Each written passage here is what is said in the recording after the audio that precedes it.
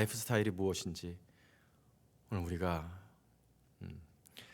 우리 하나님 말씀 같이 보겠습니다. 하나님 말씀 신명기 26장 1절로 15절까지의 말씀입니다.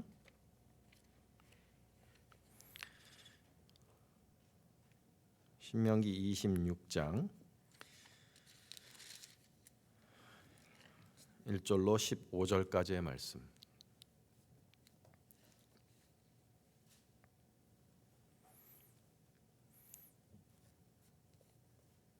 성도의 라이프 스타일이라는 제목 가지고 오늘 신명기 26장 1절로 15절까지의 말씀 여러분과 함께 나누겠습니다. 우리 본문을 같이 한번 읽어보겠습니다.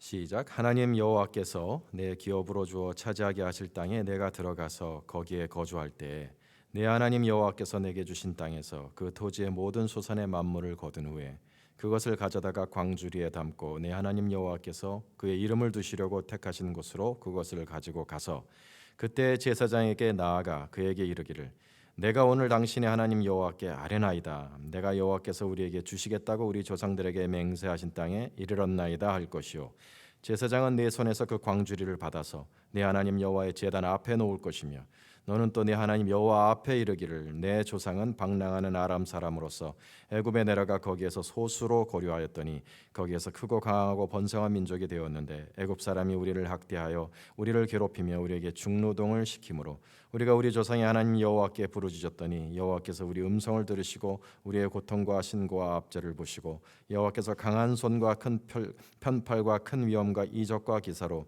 우리를 애굽에서 인도하여 내시고 이곳으로 인도하사 이 땅 곧 젖과 꿀이 흐르는 땅을 주셨나이다. 여호와여 이제 내가 주께서 내게 주신 토지 소산의 만물을 가져왔나이다 하고 너는 그것을 내 하나님 여호와 앞에 두고 내 하나님 여호와 앞에 경배할 것이며 내 하나님 여호와께서 너와 내 집에 주신 모든 복으로 말미암아 너는 레인과 너희 가운데 거류하는 객과 함께 즐거워할 것이니라. 셋째 해 곧 11조를 드리는 해에 내 모든 소산의 11조 내기를 마친 후에 그것을 레인과 객과 고아와 과부에게 주어 내 성읍 안에서 먹고 배부르게 하라. 그리할 때 내 하나님 여호와 앞에 아뢰기를 내가 성물을 내 집에서 내어 레인과 객과 고아와 과부에게 주기를 주께서 내게 명령하신 대로 하였사오니 내가 주의 명령을 범하지도 아니하였고 잊지도 아니하였나이다. 내가 애곡하는 날에 이 성물을 먹지 아니하였고 부정한 몸으로 이를 떼어두지 아니하였고 죽은 자를 위하여 이를 쓰지 아니하였고 내 하나님 여호와의 말씀을 청종하여 주께서 내게 명령하신 대로 다 행하였사오니 원하건대 주의 거룩한 처소 하늘에서 보시고 주의 백성 이스라엘에게 복을 주시며 우리 조상들에게 맹세하여 우리에게 주신 젖과 꿀이 흐르는 땅에 복을 내리소서 할지니라. 아멘. 오늘 우리가 읽은 신명기 26장 말씀은 드디어 우리 신명기 말씀의 대미라고 할 수 있습니다. 구체적으로 우리에게 너희는 이리저리 하라. 구체적으로 명령하신 율법의 마지막 장입니다. 이제 27장부터는 저주의 언약과 축복의 언약 가운데 선택하라는 우리 말씀으로서 결론이라고도 할 수 있고 또 에필로그라도 할 수 있는 부분이니 오늘 우리가 읽은 26장이야말로 우리 하나님께서 당신의 백성들에게 원하시는 율법의 마지막 대미입니다. 과연 어떤 내용으로 이 율법을 마무리를 하셨을까요? 그 내용은 우리가 읽어본 대로 한 사람이 이 가나안 땅에 특히 여호수아 세대죠. 여호수아 세대가 정복 전쟁을 다 마치고 각각 자기의 땅을 분배받은 이후의 일입니다.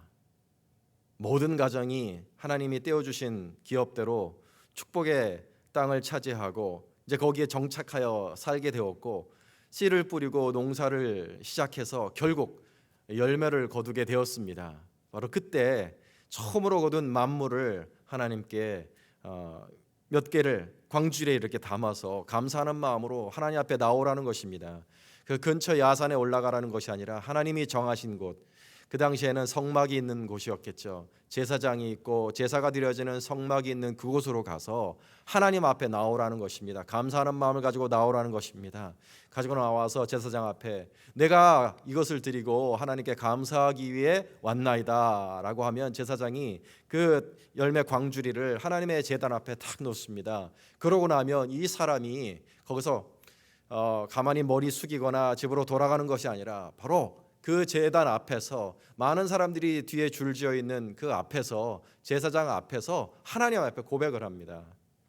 하나님, 이렇게 하나님이 약속하신 대로 이 모든 축복이 이루어졌습니다. 그러면 40년 전의 이야기를 합니다. 우리 조상이 방랑하던 아람 사람이었는데 애굽으로 내려가 거기서 번성하였으나 애굽 민족이 우리를 학대하고 괴롭히던 중에 우리가 하나님께 부르짖었더니 하나님께서 우리를 해방하여 주시고 우리를 출애굽시키셔서 우리를 여기까지 인도하셨습니다. 수많은 적들을 이기게 하시고 결국 이렇게 하나님의 약속의 땅, 젖과 꿀이 흐르는 땅을 우리에게 주어서 차지하게 하시고 결국 이렇게 첫 열매를 거두었습니다. 감사합니다 하나님, 이렇게 드리라는 것입니다. 그리고 그 감사하는 마음으로 3년째 11조를 한 번 더 거두어서, 그러니까 일상적인 11조가 아니라 3년째 한 번 더 11조를 거두어서 그 11조는 감사의 마음으로 레위인과 고아와 과부와 정말 가진 것이 없는 사람들에게 나누어 주어서 함께 즐거워하라는 그런 말씀입니다. 오늘 이 말씀이 그냥 단순하게 보면 그냥 여호수아 세대에게 주신 그들에게만 해당되는 그런 율법 구절, 우리에게는 별 의미가 없는, 즉 정복 전쟁을 마치고 땅을 얻은 그 여호수아 세대에게만 해당되는 일회성인 그런 율법처럼 우리에게 보여집니다. 단순하게 보면. 그런데 이 율법의 대미에, 이렇게 중요한 율법의 대미에 그 여호수아 세대에게만 해당되는 그런 일회성인 율법을 이렇게 적어 놓으셨겠습니까? 아니요. 이것을 깊이 읽어보던 중에 제 마음속에 영감이 떠올랐습니다. 이것은 그때 땅을 차지한 여호수아 세대에게만 주신 율법이 아니라 우리 하나님의 구원과 하나님의 역사하심과 하나님의 도와주심을 체험한 모든 하나님의 백성들에게 주신 유니버설한 율법이구나. 이거는 하나님 백성이 가져야 할 라이프 스타일, 앞으로 하나님을 섬기는 사람들이 가져야 할 독특한 라이프 스타일, 세상 사람과 대비되는, 세상 사람이 그렇게 살지 않는 독특한 라이프 스타일을 가르쳐 주시는 그런 율법이구나. 너희가 나의 백성이라면 이러한 라이프 스타일을 가져라 하는 하나님의 음성으로 저에게 들렸습니다. 그래서 그렇게 보아야 됩니다. 오늘 말씀은 그 예전 사람들의 율법이 아니라 바로 오늘 내가, 하나님 백성 된 내가, 주님의 은혜와 주님의 구원과 주님의 도우심을 체험한 내가 이 시대에 가져야 될 라이프 스타일이구나, 그렇게 보셔야 됩니다. 오늘 본문의 내용을 크게 세 가지 단어로 정리를 해보면 이것입니다. 기억, 고백, 감사. 너희는 기억하고 고백하고 감사하는 라이프 스타일을 가져라, 그렇게 정리할 수 있습니다.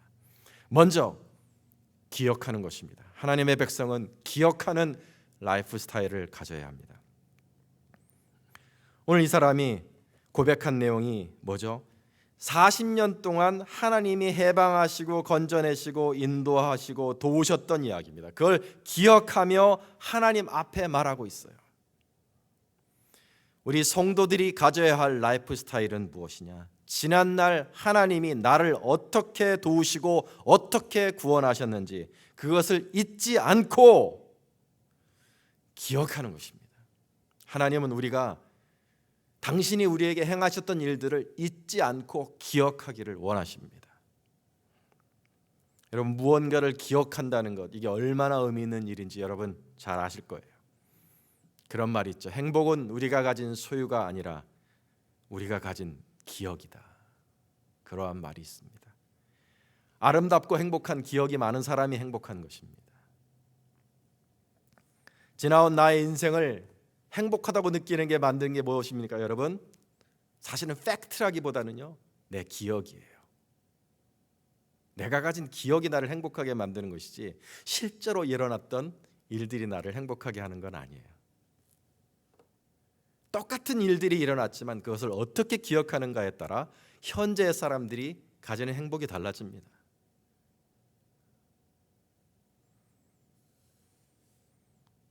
꽁보리밥에 열무김치 정말 먹을 것이 없었던 그 시절을 똑같이 거쳐왔는데 어떤 사람은 지긋지긋하다, 배고픈 시절, 다시는 돌아가고 싶지 않은 그런 끔찍한 기억으로 생각하는 사람은 불행한 거예요. 그런데 그때 참기름 조금 발라 오물조물 묻혀주시던 어머니의 손길이 기억난다.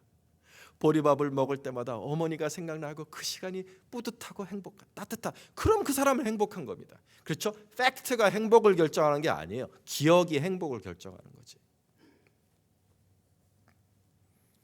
여러분 그런 말 말씀하시죠? 어디 놀러 가시면 남는 게 사진이야. 남는 거 없어. 사진밖에 남는 거 없어. 열심히 사진 찍습니다. 열심히 사진 찍어요. 근데 여러분 사실은 남는 게 사진이 아니죠. 사진이 남는 게 아니라 뭐예요? 우리 기억이 남는 겁니다. 사진을 왜 찍나요? 지금 이 순간에 그 어떤 것을 보면서, 웅장한 대자연을 보면서, 화목한 가족 간의 식사를 보면서 떠들고 재롱 피우는 우리 새끼들, 그 순간에 내가 느낀 감정을 기억하기 위해서 사진을 찍는 겁니다. 기억하지 않을 거면 사진이 아무 의미가 없어요. 여러분 시간이 지나서 여러분 사진첩을 열어볼 때 어떤 느낌이 드십니까? 이런저런 순간 속에 찍은 사진을 보면 그때의 감정과 그때의 느낌들이, 기억들이 나지 않으십니까? 아내와 데이트하면서 찍었던 사진을 보면 그때 아내를 보면서 설레었던 그 감정, 그리고 저 사람이 내 사람이 될 수 있을까? 어떤 아련한 그런 느낌, 그런 느낌들이 나옵니다. 딸아이가 태어나고 나서 찍은 사진, 그걸 보면 그때 느꼈던 제 그 경이로움, 어떻게 한 생명이 이렇게 없던 생명이 이렇게 나올 수 있을까? 이 세상에 내 새끼가, 내 자식이라는 것이 이렇게 나오는구나. 그때 느꼈던 그 경이로움, 잊고 있었던 그 경이로움이, 눈물을 흘리면서 바라봤던 그 느낌이 다시금 떠오릅니다. 딸아이가 무릎에 앉아서 애교 부릴 그 사진을 내가 이렇게 찍은 게 있어요. 직접. 그때 그 느낌이 기억나요. 세상에서 제일 행복한 아빠다 나는. 난 세상에서 제일 행복한 아빠다. 그때 그 아이에게 했던 말도 기억납니다. 서영아, 네가 할 효도는 7살에 다 했다. 7살까지 네가 할 효도는 다 했으니 너는 앞으로 아빠 속 썩여도 된다. 뭐 그런 말을 했던 것이 기억이 나요. 얼마나 행복했으면. 포동포동한 우리 애기 은수를 안고 그 느꼈던 그 포근함과 행복한 마음이 지금 그 사진을 보면 기억이 납니다. 내 아들, 나에게도 아들이 있구나. 제가 아버지랑 사이가 그렇게 좋지 않게 자라난지라 은수를 안으면서 그런 생각을 했어요. 나는 우리 은수에게 좋은 아빠가 돼야지. 그래서 그 기억들을 제가 이제 그 사진들을 보면서 그것들이 기억나요. 그러면 어떤 일이 일어나냐면 현재가 극복이 됩니다. 우리 은수가 이제 중2예요. 등치도 커지고 말이 없어졌어요. 세상에서 제일 종달새 같은 녀석이 우리 은수가 어릴 적에 늘 저한테 와서 하던 얘기였어요. 아빠, am I talking too much? 자기가 말을 너무 많이 하냐고요. 아니요. 저는 그래서 난 네가 말하는 게 너무 좋아. 말 많이 해, 은수야. 그랬는데 이제 뭐 무뚝뚝해졌어요. 말도 안 하고. 근데도요, 우리 아들을 여전히 감사하게 또 사랑스럽게 제가 바라볼 수 있었던 것은 제가 은수와 가졌던 기억이 있기 때문입니다. 사랑하는 내 아들. 여러분, 과거의 기억이 현재 그 사람에 대한 나의 태도를 좌우해요. 가상을 한번 해봅시다. 우리가 어떤 사람하고 정말 사랑하던 사람이었는데 50년, 40년 사랑하던 사람이었는데 이제 우리가 그 기억을 잃어요. 기억을 잃어. 어느 순간 안타깝게도 우리가 노쇠하면서 기억을 잃습니다.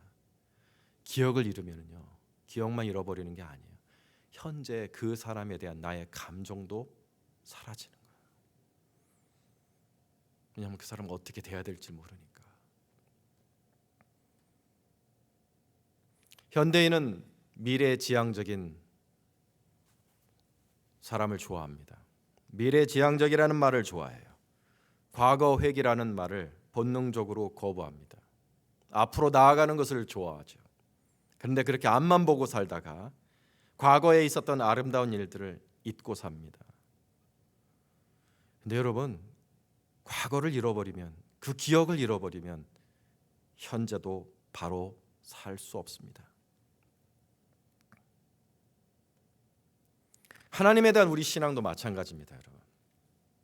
지난날 역사하신 하나님에 대한 기억을 잃어버린 신앙인은 결코 행복할 수 없습니다. 그리고 현재 하나님에 대해서도 사랑과 만족과 감사함으로 하나님을 바라볼 수가 없어요. 과거의 은혜를 잃어버리면.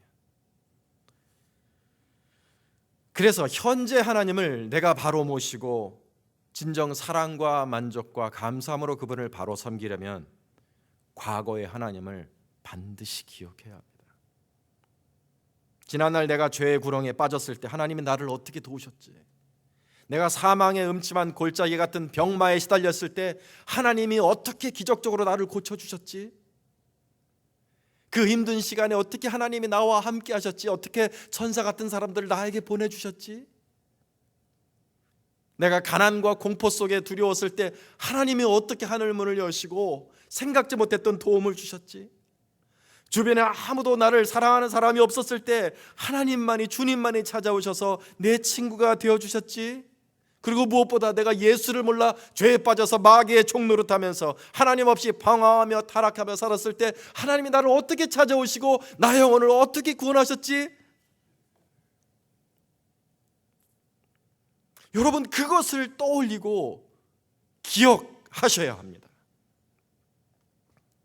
그것을 기억할 때 하나님의 백성은 힘이 나고, 그것을 기억할 때 하나님의 백성은 감사하고, 그것을 기억할 때 하나님에 대한 사랑을 회복할 수 있습니다. 1986년 제가 예수님을 처음 믿었을 때 하나님이 나에게 어떻게 찾아오셔서 예수를 알게 하시고 어떤 사람을 보내주시고 어떤 계기를 통해서 당신의 존재를 알리시고 복음을 알게 하시고 죄사함을 체험하게 하시고 성령 받게 하시고, 그래서 마귀 자녀 면하고 하나님 자녀 되게 하신 그 일을요, 제가 너무 감사해서 꼼꼼히 적었습니다. 잊지 않기 위해서, 기억하기 위해서 꼼꼼히 적었어요. 적다 보니까 80페이지 정도 되었어요. 하나의 책으로, 작은 책으로 엮을 수 있는 책이 되어서 제가 한 100권 정도를 인쇄해서 전도하고 싶은 사람들, 사랑하는 사람들에게 한 권 두 권씩 나눠주었습니다. 저도 그것을 가끔 읽어요. 가끔 읽어보면은요, 가슴이 벅차오릅니다. 아, 그랬지. 하나님이 이렇게 나를 찾아오셨지. 그렇지, 하나님이 나를 이렇게 사랑하셨지. 있는 모습 그대로 이렇게 나를 사랑하셨지. 은혜를 부으셨지. 나를 안아주셨지. 나에게 용기를 주셨지. 힘이 납니다, 여러분. 힘이 나요. 다시금 가슴이 뭉클해지고 눈물이 납니다. 그리고 다시 복음 전도에 대한 열정이 생깁니다. 다시금 하나님을 위해 살아갈 수 있는 힘과 에너지와 열정이 다시금 솟아오릅니다. 기억하는 것은 힘이 있어요. 예수 믿은 지 제가 30년이 지났는데 그 후 얼마나 많은 일들이 있었겠습니까, 여러분? 제 인생에 하나님이 병 고쳐주시고, 정말 죽을 병에서 여러 번 고쳐주셨고, 위험에서 건져주셨고, 어려운 일 풀어주셨고, 축복해주셨고, 재정적으로 축복해주셨고, 좋은 사람 만나게 하셨고, 좋은 사역하게 하셨고, 영혼들을 건지게 하셨고, 얼마나 정말 다채롭고 아름답고 귀한 일들이 이러는데 여러분, 제가 그걸 다 잊고 살고 있었어요. 그걸 어딘가에 적어놨어야 하는 거예요. 내가 자식 새끼 사진첩은 그렇게 정성스럽게 만들어 놓으면서 내가 우리 하나님이 해주셨던 귀한 은혜의 일은 왜 이렇게 적어놓지 않았을까? 적어놓지 않으니까 기억할 수가 없는 거죠. 사랑하는 여러분, 우리 하나님은요,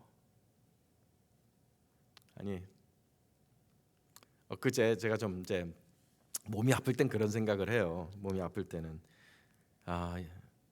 또 우리 은수가 늦둥이기 때문에 나이 마흔에 얻어서 분명히 얘가 아직 어릴 때 제가 이제 주님께로 가게 될 텐데 그런 생각이 자주 드는 거예요. 우리 은수는 나를 어떻게 기억할까?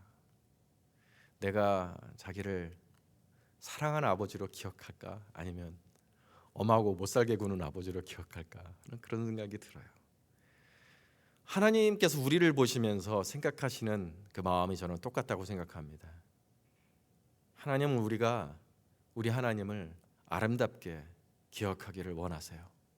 하나님은 우리가 지난날 주셨던 그 모든 은혜의 일들을 기억하며 감사하고 만족하는 자녀들이 되기를 원하십니다. 그래서 제가 성경에 기억하라는 단어로, 너희는 하나님의 은혜를 기억하라라는 단어로 검색을 해보니까 다른 책에서는 한두 번 나오는데 이 신명기에서 그게 10번이나 나온다는 것을 발견했어요. 그러면 찾아보실 수 있는 분들 우리 같이 한번 찾아보았으면 좋겠어요. 제가 읽어드리겠습니다만 신명기 5장 15절, 너는 기억하라.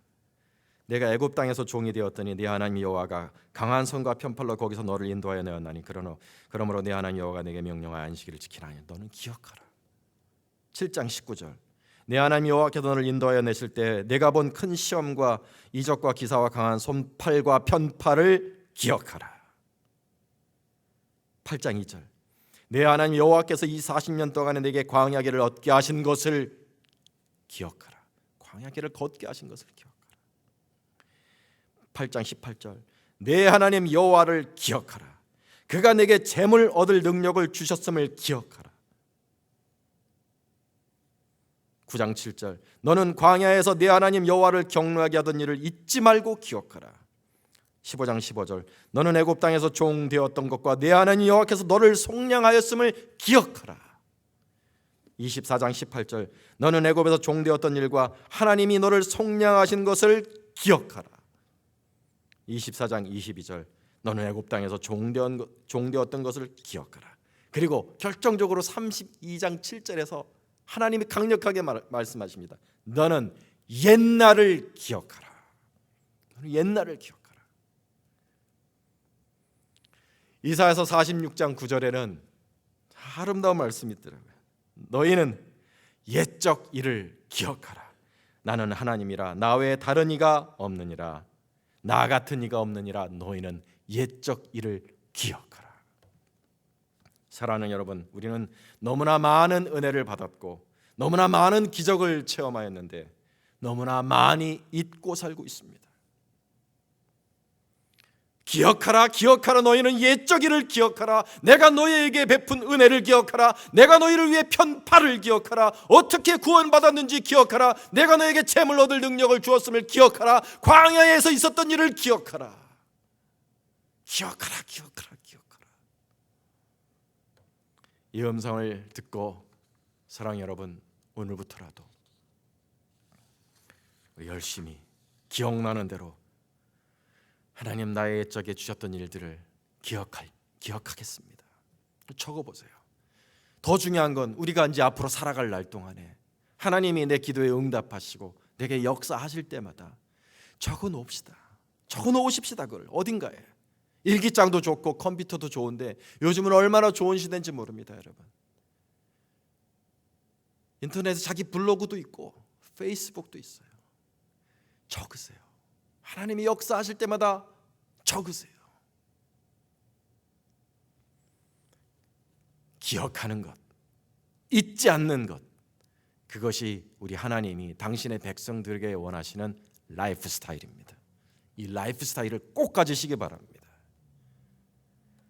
두 번째는 고백하는 사람이 되는 것입니다. 고백하는 것. 고백하는 라이프 스타일이 우리 하나님이 우리에게 원하시는 모습입니다.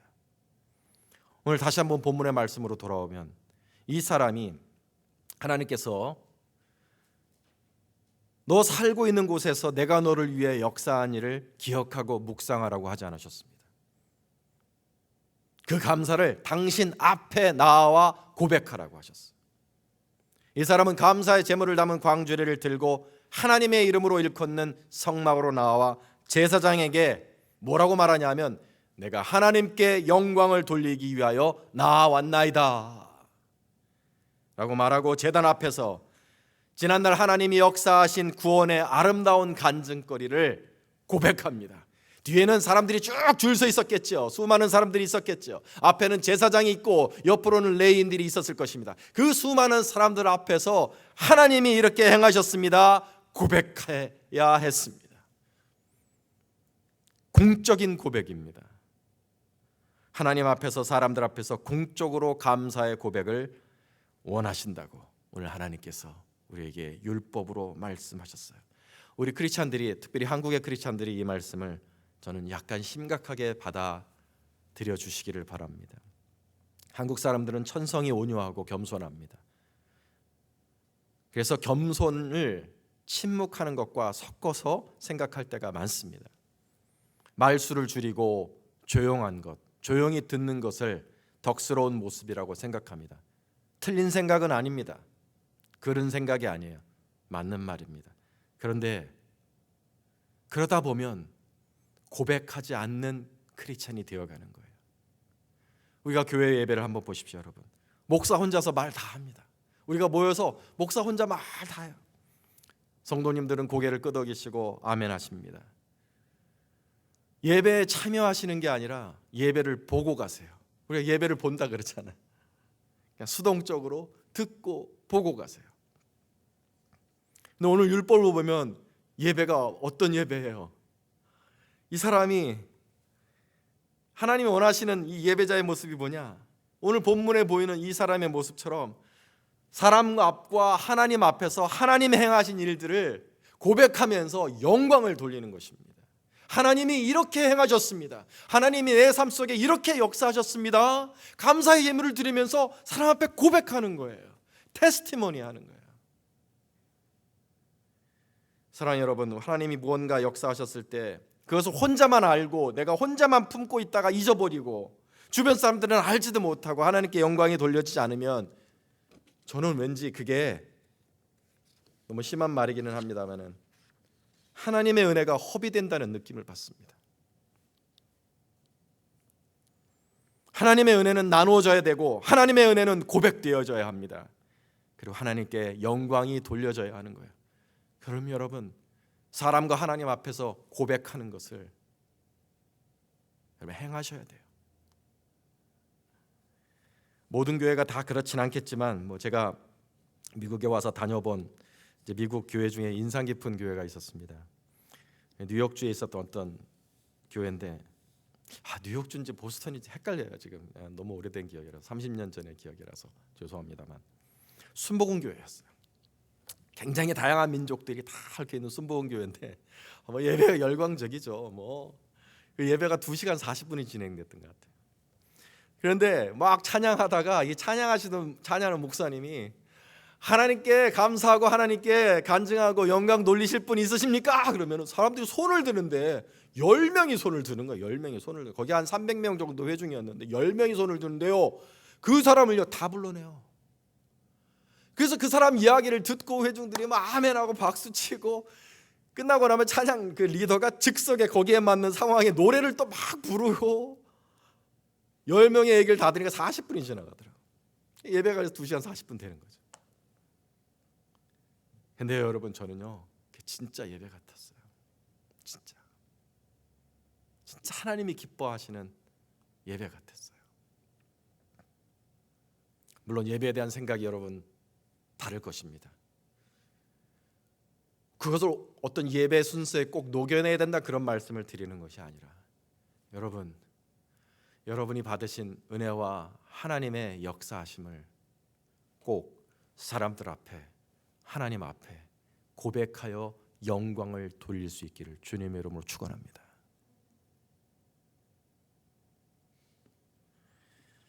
세 번째로 오늘 본문에 하나님께서 우리에게 원하시는 라이프 스타일은 마지막으로 감사하는 사람이 되는 것입니다.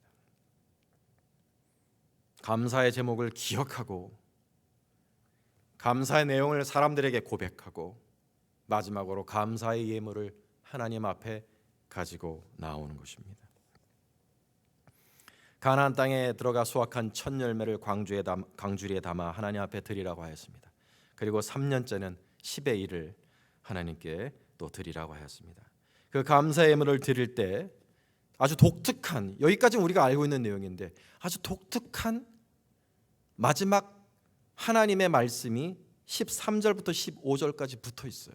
저는 이것이 너무 독특했어요. 왜 하나님이 이런 말씀을 덧붙이셨을까?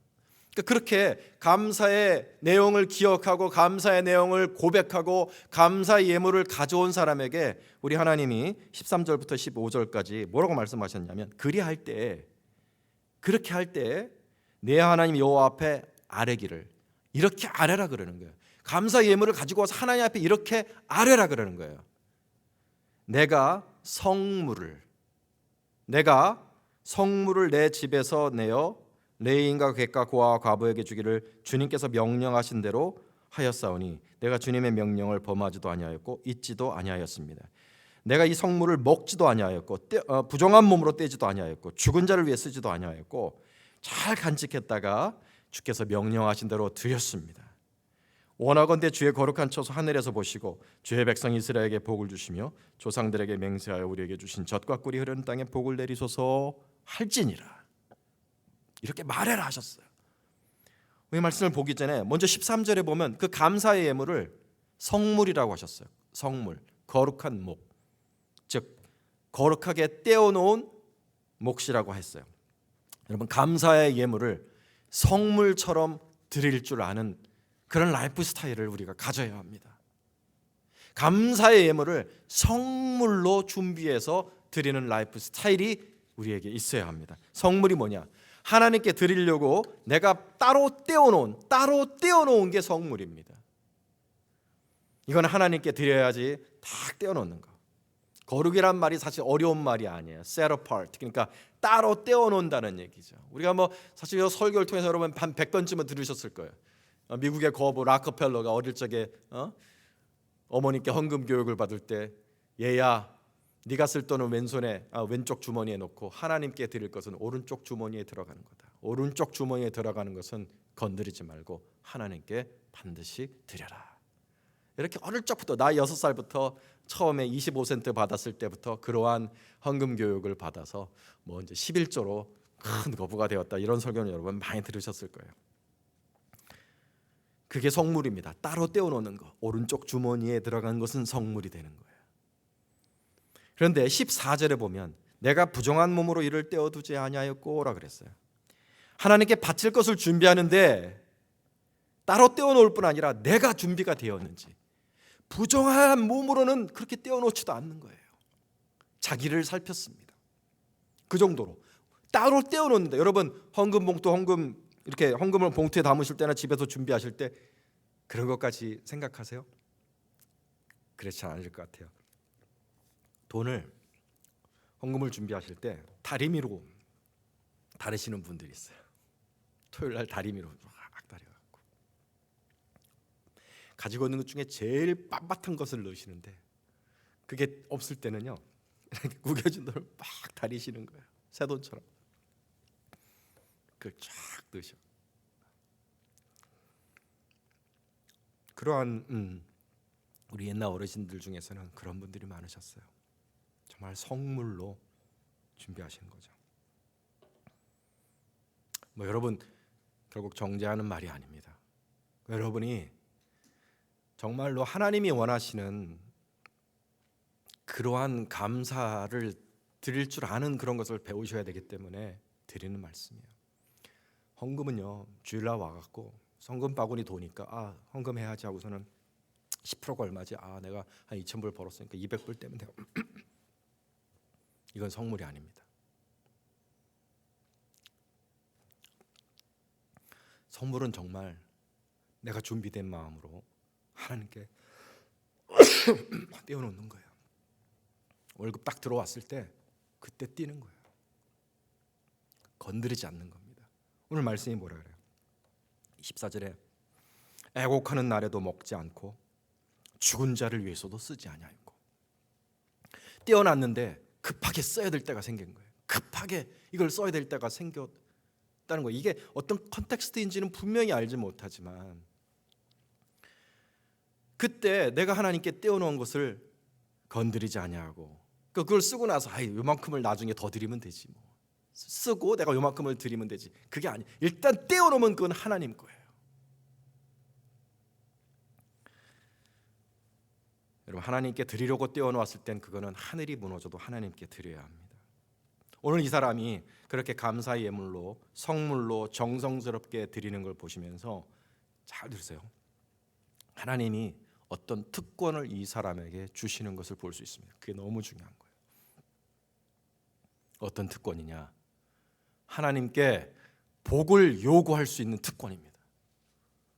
저 깜짝 놀랐어요. 성경에 이런 구절이 있나? 13절을 보세요. 그리할 때 내가 이와 같이 내가 기뻐하는 삶의 라이프 스타일을 가져서 내가 행한 일을 모두 기억하고 내 앞에 나와 고백하고 정성스럽게 성물로 준비하는 것을 하나님께 드리면서 내 하나님 여호와 앞에 이렇게 말하라는 거예요. 말하라. 15절에 뭐예요? 원하건대 하나님이여 내가 원하건대 주의 거룩한 처소 하늘에서 보시고 주의 백성 이스라엘에게 복을 주시며 우리 조상들에게 맹세하여 우리에게 주신 젖과 꿀이 흐르는 이 땅에 복을 내리소서 하라. 하나님께 요구하라는 거예요.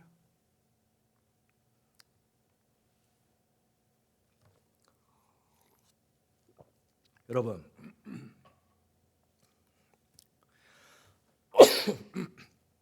들어주실 것도 아닌데 하나님께서 이렇게 요구하라고 하셨을까요? 결국 안 들어주실 건데 우리에게 이렇게 요구하라고 하셨을까요? 전 절대로 아니라고 생각합니다. 하나님은 허언을 하시는 분이 아닙니다. 너는 나에게 이렇게 요구하라 하셨을 때에는 너의 요구는 내가 반드시 들어주리라는 약속입니다. 이 사람은 여러분 평범한 개인이에요. 제사장도 아니고 선지자도 아니에요. 이름을 알지 못하는 한 평범한 사람인데 하나님이 원하시는 그런 삶의 모습을 가지고 기억하고 고백하며 감사의 예물로 성물로 잘 준비해서 하나님을 경외하는 이 한 사람에게 하나님께서 권세를 주셨는데 하나님께 복을 요구할 수 있는 권세, 내가 살고 있는 이 땅을 복되게 만들 수 있는 권세를 주셨다는 것입니다. 너는 나에게 요구하라. 이 땅을 복 주시라고, 이 땅을 블레스하라고 나에게 요구하라. 저는 이게 너무 막 소름이 끼치는 거예요. 이거구나. 이게 바로 우리가 살고 있는 이 땅을 복되게 하는 사람이구나. 여러분, 지금 우리가 살고 있는 이 시대를 보십시오. 병든 시대, 싸우고 전쟁하는 시대, 평안이 사라진 시대입니다. 어저께 뉴스를 보니까 그런 많은 이제 라이엇과 또 프로테스트를 보면서 CNN 앵커 돈 레몬이라는 흑인 앵커인데 이 사람이 그러더라고요. 여러분, 우리는 지금 미국이 사라진 모습을 보고 있습니다. 우리가 알고 있던 미국은 사라진 것 같습니다. 전 진짜 여러분, 우리가 다시 이 땅이 어떻게 블레스드 컨트리로 돌아갈까요? 미국은 세상에서 가장 복받은 나라였습니다. 복된 땅이었습니다. 그런데 지금은 다 잃어버린 것 같아요. 이제 막 2등 국가로 내려가고 있는 것 같습니다. 여러분, 이 땅을 다시금 블레스드 컨트리로 복받은 땅으로 만들 수 있는 사람이 누굴까요? 정치인일까요? 대통령을 잘 뽑으면 됩니까? 국회의원을 잘 뽑으면 돼요? 도지사를 잘 뽑으면 그 모든 사람들이 우리를 뽑아주면 세상을 바꾸겠습니다. 우리를 뽑아주면 다시금 블레스드 컨트리로 만들겠습니다. 그렇게 약속하지만 아닙니다. 하나님의 눈앞에는 이 땅을 블레스드 컨트리로 만드는 것은 정치인도 아니고 연예인도 아니고 대학 교육받은 젊은이도 아닙니다. 이 나라를 복받은 나라로 바꿀 수 있는 사람은 하나님을 경외하는 평범한 한 사람입니다. 오늘 약속하셨잖아요. 하나님의 원하시는 하나님을 경외하는 법을 붙잡고 하나님을 진심으로 경외하는 한 사람, 하나님의 은혜를 기억하고 고백하고 감사하는 그 한 사람에게 하나님 우리가 생각하는 것 이상의 영적인 권세를 주십니다. 그 사람들이 하나님 이 땅을 축복하셔서 God bless this country 이렇게 하나님께 외칠 때 그 사람이 살고 있는 땅이 복을 받는 것입니다.